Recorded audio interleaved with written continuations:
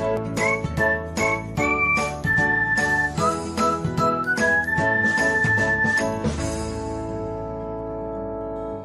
everyone, welcome back to another episode of Technologyglance. Today, in this video, I am going to guide you through how you can disable automatic download media on BIP. So, let's get started. Firstly, open BIP app in your device. Then tap on three lines icon. Next, tap on settings. After that, tap on chat settings. Then you can see the option of automatic download. Tap on it. After that, you can see the option of never. Tap on it.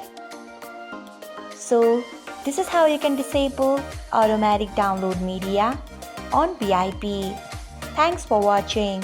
If you found this guide helpful, we would love it if you hit the thumbs up button below. We upload great new tech tutorials like this one every day. So do not forget to subscribe to our channel and hit the bell icon so that you'll never miss another update.